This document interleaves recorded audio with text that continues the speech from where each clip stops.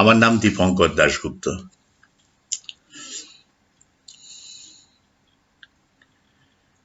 আমার কবিতাটির নাম বাতিঘর। বাতিঘর। এ মুহূর্তে যে মেয়েটি সামনের বারান্দাতে এসে দাঁড়ালো তাকে আমি চিনি না, কেননা তার সঙ্গে একজন পুরুষ মানুষ রয়েছে।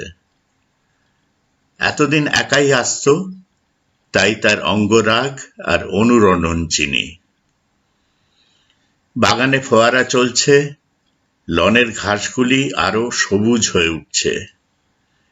মেয়েটি আমার দিকে তাকিয়ে হাসল, সঙ্গীকে কিছু বলল। আমি বিরক্ত হলাম। আমার নিজস্ব নদীর পাশে তার ভ্রমণ করার ছাড়পত্র বাতিল করে দিয়ে চোখ ফিরালাম। চেস্টনাটের প্রগাঢ় যৌবন বড় অর্থহীন মনে হয়। ফুলগুলো কি বর্ণময়তা হারাচ্ছে? আকাশটাকে ফ্যাকাশে লাগছে না? মাঝে মধ্যে এরকম হয়। বহু আকাঙ্ক্ষিতা একজনাকে কারো সঙ্গে কথা বলতে দেখে একদিন অজানা রুটের বাসে উঠে টিকিট কাটতেও ভুলে গেছিলাম। ওরা দুজন ব্যালকনি থেকে ফিরে গেছে, আমিও কিছুক্ষণ অপেক্ষা করেছি ওকে একা দেখবার জন্য। বলা বাহুল্য আসেনি। গ্লেনফিডিশ, মোমবাতি আর মেহেন্দি হাসানের সাহায্য এখন খুব প্রয়োজন। এখন লেখা নিয়ে বসতে হবে। মনে পড়ছে নির্জনতা ঘিরে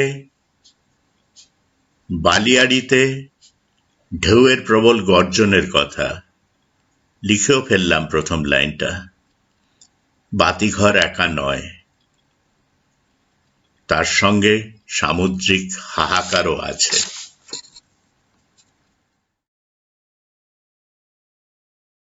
ভেনাসের জন্ম কবিতাটা পড়ব।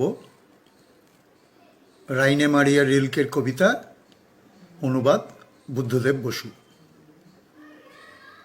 ভোরের আগে ভীষণ সেই রাত্রি কেটে গেল কল্লোলময়, উন্মুখর, অস্থির। তবু আবার সমুদ্র হলো স্ফারিত, যেন ফেটে গিয়ে চেঁচিয়ে উঠল। আর সেই চিৎকার যখন ভাটার টানে আসতে এলো বুঝে, আর ম্লান আরম্ভ ও প্রত্যুষে মাখা আকাশ থেকে পোবা মাছগুলোর অন্ধকার হলো ডুবন্ত, সমুদ্র জন্ম নিল। ঝলসে উঠল প্রথম কটি রশ্মি, পীন তরঙ্গজনির ফেনিল রোমে কম্পমান। তার প্রান্তে উঠে দাঁড়ালেন কন্যা, শুভ্র, সিক্ত, উদ্ভ্রান্ত। আর একটি কচি সবুজ পাতা যেমন চঞ্চল হয়ে আর মোড়া ভাঙে, যা ছিল কুঁকড়োনো তা আস্তে খুলে যায়, তেমনি উন্মিলিত হলো তার শরীর ঠান্ডায়, আঙুল না লাগা ভোরবেলার বাতাসে। দুটি জানু চাঁদের মতো স্পষ্ট বেয়ে উঠল ওপরে, উরুর সীমান্ত মেঘে ডুব দিল। জঙ্ঘার কৃশ ছায়াটি হটল পিছনে, পা দুটি এলো এগিয়ে উদ্ভাসিত। আর দেহের সবকটি সন্ধি জীবন্ত হয়ে উঠল, সুরাপায়ীদের কণ্ঠের মতো। আর উদরটি শ্রোণীচক্রের পাত্রে আশ্রিত, যেন শিশুর হাতে তরুণ কোনো ফল। আর সেখানে তার নাভির অপরিসর ভাণ্ডে জমে উঠল সমস্ত এই প্রাণ, তিমির লিপ্ত, উজ্জ্বল। তারই তলায় উদীয়মান ক্ষুদ্র স্ফীতিটি ঢেউ তুলল নিরন্তর সেই কতিতটের দিকে, যেখানে মাঝে মাঝে ঝিলিক দিচ্ছে নিঃশব্দ জলরেখা। তবু ঈষদচ্ছ এখনো ছায়ারহিত পড়ে রইল এক ঝাড় এপ্রিলের বার্চ গাছের মতো উষ্ণ, শূন্য, উন্মুক্ত জনিদেশ। দেখতে দেখতে দুটি কাঁধের গতিশীল সুষমা জ্যোষ্ঠীর মতো ঋজু দেহটির ওপর স্থির হলো। উঠল দেহ শ্রোণীচক্র থেকে ফোয়ারার মতো ঊর্ধ্বে, নামল দুটি লম্বা বাহুতে বিলম্বিত। মন্থর নামল দ্রুত কেশগুচ্ছের অজস্র ঝরে পড়ায়। তারপর ধীরে, অতি ধীরে মুখশ্রীর অগ্রস্মৃতি। আনত ভঙ্গির পুরো সংক্ষিপ্ত ম্লানতা থেকে উজ্জ্বল উল্লম্বতার উন্নয়ন আকস্মিক চিবুকে হলো সমাপ্ত। এবার গ্রীবা এলো এগিয়ে, যেন রশ্মি আর যেন মৃণাল, যাতে সবুজ রস আরোহমান। তেমনি হলো বাহু দুটিও লম্বিত, যেন রাজহাঁসের গ্রীবা যখন তারা তীরের দিকে ফেরে। তারপর এই শরীরের অস্পষ্ট উন্মেষের মধ্যে ঢুকে পড়ল প্রথম গাঢ় নিঃশ্বাস, যেন প্রভাতী বায়ু। শিরাবৃক্ষের কোমলতম ডালে ডালে জাগল গুঞ্জন, আর তারপর আরম্ভ হলো গভীরতর স্থানগুলিতে শোণিতের মর্মর। আর এই বাতাস প্রবল হতে হতে নিঃশ্বাসের সবটুকু ক্ষমতায় তীব্র ঝাপটে ভরে তুলল সদ্যতন স্তন দুটিকে, নিজেকে দিল প্রবিষ্ট করে তাদের মধ্যে। আর তারা দিগন্তে ভরে ওঠা স্ফীত পালের মতো হালকা মেয়েটিকে তীরে নিয়ে এলো ঠেলে। এমনি করে দেবী উঠলেন মাটিতে, ছেড়ে গেলেন তারুণ্যের ভিড় ত্বরান্বিত। আর সমস্ত সকাল ভরে তার পিছনে ফুটে ফুটে উঠতে লাগলো ফুল আর ঘাস, উষ্ণ উদ্ভ্রান্ত, যেন আলিঙ্গন থেকে উঠে আসা। চললেন হেঁটে, কখনো ছুটে। কিন্তু দুপুরের পরে বেলা যখন সবচেয়ে ভারী, আরও একবার সমুদ্র ফুলে ওঠে, ছুঁড়ে ফেলল ঠিক একই জায়গায় একটা শুশুক, মরা, ছেঁড়া, লাল। ঋতবাকের এই কঠিন সময় এই যে প্রচেষ্টা, এটাকে সাধুবাদ জানাতেই হয়। আমি ঋতবাকের এই প্রচেষ্টায় অংশগ্রহণ করে সন্তুষ্ট এবং নিজেকে ধন্য মনে করছি। নমস্কার। অমিতাভ বন্দ্যোপাধ্যায়। রাইনের মারিয়া রিলকে কবিতা ভেনাসের জন্ম। অনুবাদ বুদ্ধদেব বসু। বুদ্ধদেব বসু ভেনাসের জন্ম কবিতাটা অনুবাদ করে তিনি তার টিকাতে কিছু কথা লিখেছেন ভেনাসের জন্ম সংক্রান্ত। আগে সেটা আমি পড়ে তারপরে কবিতাটা পড়ব। গ্রিক সৃষ্টি পুরাণে নিম্নোক্ত কাহিনীটি কথিত আছে। গে বা গাইয়া মানে পৃথিবী ও উরানুস মানে স্বর্গ। আসলে উরানুস শব্দটা বৈদিক সংস্কৃত বরুণের জ্ঞাতি এবং বৈদিক যুগেও বরুণ আকাশের অধীশ্বর। গাইয়া ও উরানুসের শেষ সন্তান হলেন ক্রনস। তিনি তার মাতার প্ররোচনায় পিতার পুরুষাঙ্গ ছিন্ন করে সমুদ্রে নিক্ষেপ করেন।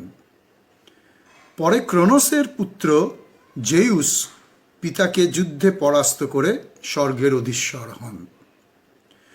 উরানুসের ছিন্ন অঙ্গ সমুদ্রে ফেনার মধ্যে জন্ম দিল আফ্রোদিতিকে, যার নামের আক্ষরিক অর্থ ফেনসম্ভূতা। দেবী সমুদ্র থেকে উঠে এসেছিলেন সিপ্রাস দ্বীপে পাফস অথবা সিথেরার তটে। তাই তাঁর প্রথাসিদ্ধ পদবি সিপ্রিয় বা সিথেরিও।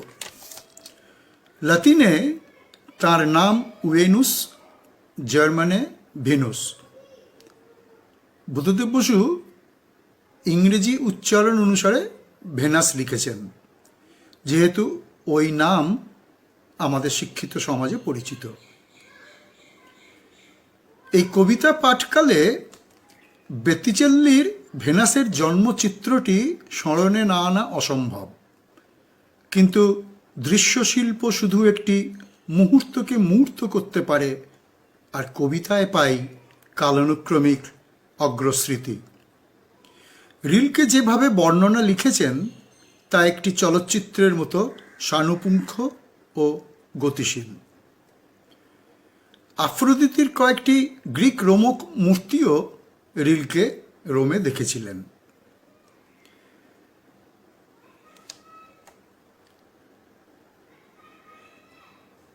এখানে কতকগুলো শব্দের ব্যাখ্যা করেছেন বুদ্ধদেব বসু। যেমন এখানে শুশুক বলে কবিতায় একটা শব্দ আছে, যার ইংরেজি হচ্ছে ডলফিন আর জার্মানিতে হচ্ছে ডেলফিন। এই শব্দের উৎপত্তিস্থল লাতিন ডেলফাস, মানে জরায়ু বা গর্ভ। মরিয়ার উইলিয়ামস এর মতে শুশুক শব্দ শুস বা শুস ধাতু থেকে উদ্ভূত, যার অর্থ প্রসব করা। মনিয়ার উইলিয়ামসে শিশুক শব্দও পাওয়া যায়। তার মতে গাঙ্গেয় ডলফিন ডেলফিনাস গ্যান্ডেটিকাস, এই জলচর প্রাণীটি ছিল আফ্রিদিতির প্রিয় এবং আজ পর্যন্ত তা পাশ্চাত্য সাহিত্যে যৌনতার প্রতীক রূপে স্বীকৃত। ইয়েটসের the dolphin's mire and blood ও ডলফিন টর্ন সি সর্তব্য। হিন্দু ঐতিহ্য, অন্তত বাংলাদেশে, অতিপ্রজ মাছ শুভকর্মের একটি আবশ্যিক উপাচার। আলপনায় ও মেয়েদের শাড়ির পাড়েও মাছের স্থান উল্লেখ্য। এ প্রসঙ্গে ইয়েটসের একটি উক্তি মনে পড়ে যায়, the salmon falls, the mackerel crowded seas. শুশুক বা ডলফিন মাছ নয়, তিমি গোষ্ঠীভূত স্তন্যপায়ী প্রাণী, কিন্তু তার সঙ্গে যৌনতার সম্বন্ধ সংস্কৃত ও লাতিন ব্যুৎপত্তিতে গ্রথিত হয়ে আছে। তিনি আরেকটা শব্দে ব্যাখ্যা করেছেন, উয়েনুস। লাতিন উয়েনুস শব্দ মূলত বাসনার সঙ্গে সম্পৃক্ত। এরিক প্যাট্রিজের মতে সংস্কৃত বাঞ্ছার সঙ্গে তার জ্ঞাতিত্ব আছে। সর্তব্য এই মহিমান্বিতা দেবীর নাম থেকেই আধুনিক ইউরোপীয় ভাষায় যৌন উচ্ছৃঙ্খলতাকে বলা হয় ভেনেরি এবং যৌন ব্যাধিকে ভেনেরিয়াল। এমনকি বিষের প্রতিশব্দ ভেনামেরও, যেটি লাতিন মূল, তার অর্থ প্রথমে ছিল কামোদক। আফ্রোদিতির নামও কামোদ্দীপক